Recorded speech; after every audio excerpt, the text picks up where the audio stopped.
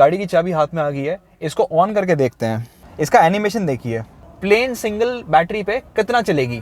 Ventilated seats बिल्कुल maximum speed पे हैं। कितना इंट्यूटिव है, इसका टच कितना अच्छा है।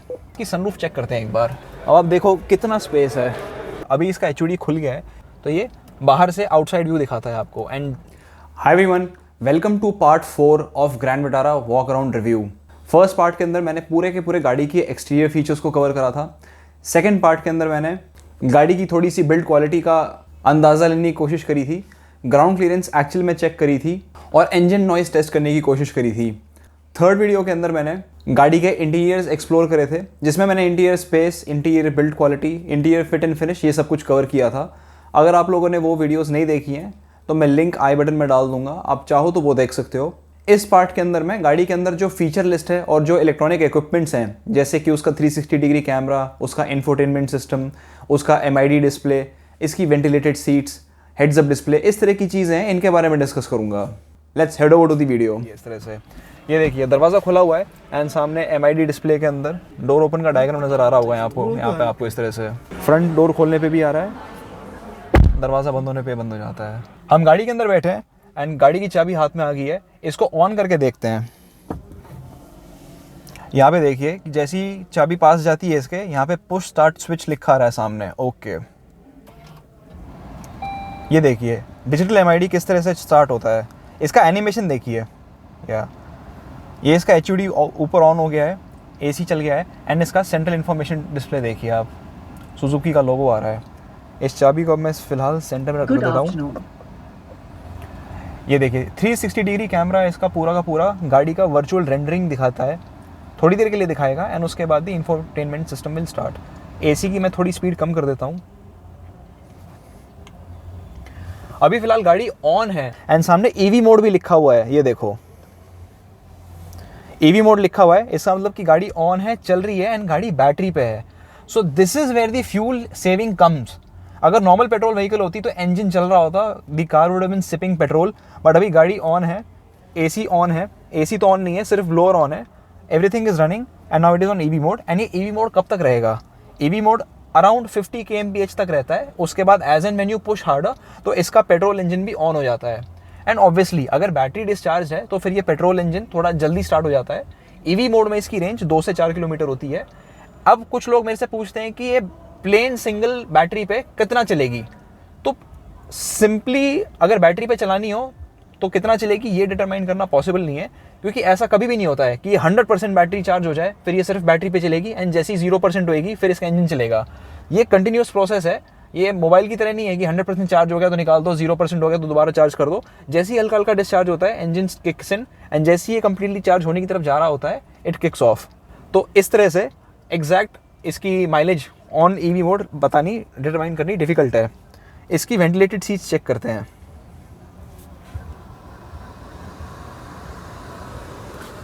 वेंटिलेटेड सीट्स बिल्कुल मैक्सिमम स्पीड पे हैं, बहुत ज़्यादा आवाज़ नहीं कर रही हैं। आपको आवाज़ से पता चल रहा होगा दैट दे हैव स्टार्टेड।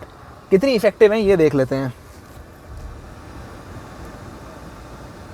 ये जो आपको पोर्स नज़र आ रहे हैं, यहाँ से हवा बाहर की तरफ आ रही है। इतना ज़्यादा भी थ्रो नहीं है कि आपको लगेगा कि बिल्कुल ही हवा चारों तरफ से जा रही है, हल्की हल्की हवा आती है। इसको बिल्कुल मिनिमम पे करता हूँ, देखो बिल्कुल मिनिमम पे कर रखी है ventilated seat and it is completely silent, कोई आवाज़ नहीं आ रही। तो आप इसको ऑन करके आराम से जा सकते हैं विदाउट एनी डिस्टर्बेंस। अब इसको बंद कर देता हूँ मैं। ये इसका इंफोटेनमेंट सिस्टम है। एक बार मैं आपको दिखा देता हूँ कि इसमें कोई लैग तो नहीं है, कितना इंट्यूटिव है, इसका टच कितना अच्छा है। ये देखो इसके टच में कोई लैग नहीं है, it is very smooth. Capacitive touch screen है, रिस्पॉन्सिव है। यहाँ पे आप स्मार्टफोन पेयरिंग कर सकते हैं, यहाँ पे आप फेवरेट मेन्यू में जा सकते हैं, डिवाइस पेयर कर सकते हैं, USB कनेक्टिविटी के लिए ये इसकी सेटिंग्स हैं। यहाँ पे टच स्क्रीन अच्छा है। ज़रा इसका एक बार रेडियो चलाता हूँ एंड इसकी साउंड क्वालिटी सुनते हैं।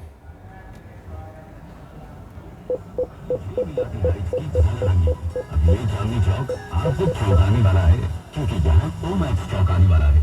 शादी का किचन महके जहाँ गोल्डी किचन। अभी फिलहाल इसके अंदर मैंने कोई मीडिया नहीं कनेक्ट कर रखा, मैंने रेडियो चला रखा था। रेडियो की क्योंकि रिसेप्शन थोड़ी सी कम है इसलिए क्लैरिटी कम थी। बट अगर मैं वॉल्यूम की बात करूँ तो मैंने फुल वॉल्यूम पे तो नहीं किया है, मिड वॉल्यूम पे किया है।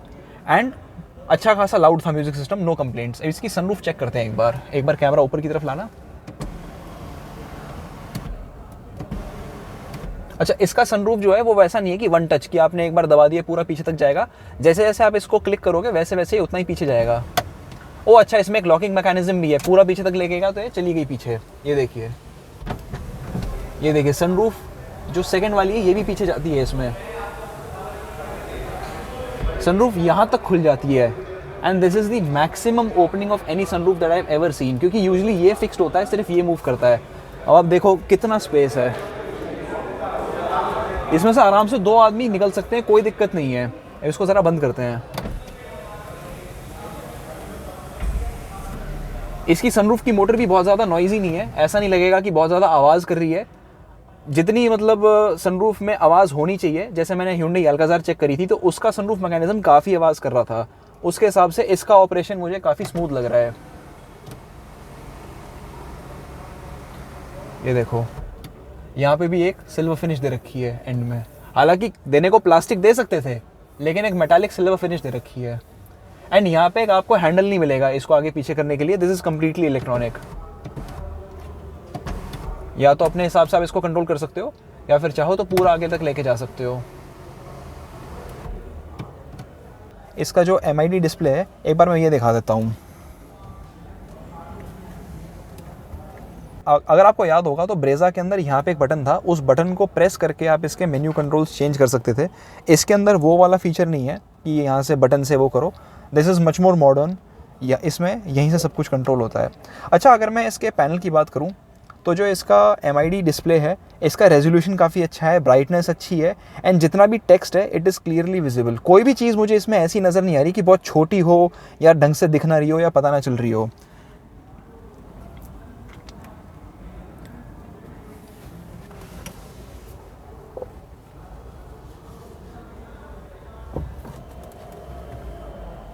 अभी मैं फ़िलहाल इसके गियर शिफ्ट वगैरह को चेंज नहीं कर सकता बिकॉज ये शोरूम में खड़ी है, तो इसको मैं पार्किंग मोड भी रहने दूंगा। अभी इसका HUD खुल गया है, लेकिन HUD में कोई डिस्प्ले नहीं आ रहा है। वो नहीं आ रहा है, सॉरी, एक्चुअली मेरा व्यूइंग एंगल ऐसा था कि मुझे कुछ दिख नहीं रहा था।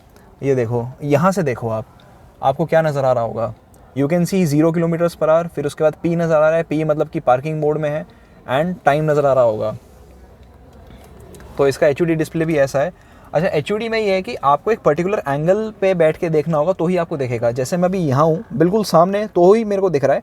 अगर मैं थोड़ा सा इस तरह से बैठ जाऊँ तो मुझे बस वो खाली शीशा दिख रहा है, and I am not able to see anything on the display. तो आपको अपने आईज का एंगल सेट करना वो बहुत ज़रूरी है। अब इसमें एक डिसएडवांटेज क्या है कि अगर किसी को थोड़ा सा ऊपर बैठ के देखना है ताकि उसको बोनट दिखे, तो उसको HUD नहीं दिखेगा। किसी को अगर HUD डिस्प्ले देखना है तो उसको थोड़ा सा इस तरह से देखना पड़ेगा, तो उसको बोनट नहीं दिखेगा, तो फिर सामने उसका एस्टीमेट ख़राब होएगा। तो ये एक कैच है, लेकिन ऐसी कोई दिक्कत वाली बात नहीं है because this car comes with 360 camera. 360 degree कैमरे का मैं व्यू पे क्लिक कर रहा हूँ, ये देखिए, तो इसका 360 कैमरे का व्यू है। इसमें आप मैनुअली गाड़ी को नहीं घुमा सकते हो, ये अपने हिसाब से एक 360 व्यू देता रहता है आपको। आप चाहो तो इसको पॉज करके स्टॉप कर सकते हो, आप मैनुअली इसको टर्न नहीं कर सकते हो। जैसे कि आपने शायद काफ़ी प्रीमियम कार्स मर्सिडीज़ वगैरह में देखा होगा कि आप पकड़ के गाड़ी को इसकी रेंडरिंग को चेंज कर सकते हो, वो इसमें पॉसिबल नहीं है। आप यहाँ पे प्ले करो एंड उसके बाद जो एंगल आपको चाहिए होगा वहाँ इसको पॉज कर सकते हो। तो इसमें 2 मोड्स हैं, एक तो ये अंदर से आपको बाहर की तरफ दिखाता है, एंड अगर आप इस पर दोबारा क्लिक करोगे तो ये बाहर से आउटसाइड व्यू दिखाता है आपको। एंड अब इसमें एक मेरे को नेगेटिव ये लगता है कि मान लो कि मेरे को वो वाला पोर्शन देखना है तो मैं मैनुअली वहाँ नहीं जा सकता, मुझे यहाँ प्ले करना पड़ेगा। Then I have to wait कि गाड़ी घूम के कब यहाँ तक आएगी। देखो ब्लाइंड स्पॉट, देखो यहाँ पे कोई खड़ा हुआ है पीछे, एंड सिर्फ इतना नज़र आ रहा है। तो कॉर्नर्स में हल्के से ब्लाइंड स्पॉट हैं। अगर आप गाड़ी के पीछे भी ये जो ब्लैक एरिया देखोगे, ये थोड़ा सा मुझे ज़्यादा नज़र आ रहा है। ये शायद हो सकता है कि इसलिए हो कि डिक्की ठीक से बंद नहीं है, बंद तो है, बूट पूरा लॉक नहीं है, लेकिन इसके पीछे ब्लैक स्पेस थोड़ी ज़्यादा नज़र आ रही है मुझे, तो इसलिए शायद थोड़ा सा इसका मुझे लग रहा है कि ब्लाइंड स्पॉट पीछे की तरफ ज़्यादा है। तो ये है। बाकी चलती गाड़ी में या फिर रिवर्स जब आप कार को करते हो तो यहाँ पे और भी मेन्यूज़ आते हैं जहाँ पे आप गाड़ी को लेफ्ट हैंड साइड से देख सकते हो, गाड़ी का रेयर देख सकते हो, लेकिन गाड़ी का जो राइट साइड है वो नहीं देख पाते हो। वो ब्रेजा में भी मैंने नोट करा था। यहाँ से आप इसका ब्राइटनेस, कॉन्ट्रास्ट, सैचुरेशन, टिंट सब कुछ चेंज कर सकते हो इस तरह से। गाइडलाइन डिस्प्ले ऐसी होनी चाहिए कि ऐसी होनी चाहिए, ऑन करनी है, ऑफ करनी है। फ्रंट व्यू डिफ़ॉल्ट स्क्रीन ऐसी होनी चाहिए कि ऐसी होनी चाहिए। कितनी मतलब आप इसमें सेटिंग्स कर सकते हो। ये देखो, ये लेफ़्ट साइड दिखा रहा है, लेकिन राइट साइड के लिए कोई मेन्यू नहीं है। Front screen automatic display, front end rear traffic alert, तो इसकी सेटिंग्स हैं। Forward driving, reverse driving, detection level high होना चाहिए, लो होना चाहिए, नोटिफिकेशन साउंड होना चाहिए कि नहीं चाहिए।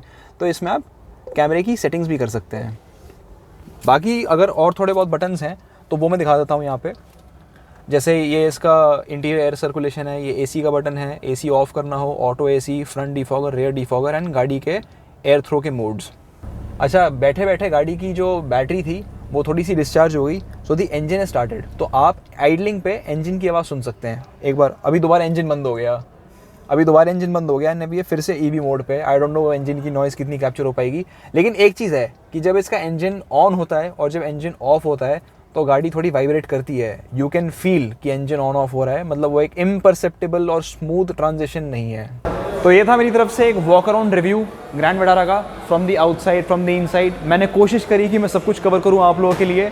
अगर फिर भी कोई चीज़ रह गई हो तो you can let me know in the comment section. And जाने से पहले a special thanks to Vipul Motors Faridabad Nexa showroom. इसके 4 आउटलेट्स हैं दिल्ली एनसीआर में, एक फरीदाबाद में, गुड़गांव में उद्योग विहार में, Noida sector 63 and Delhi Gokulpuri. Thank you so much, bye.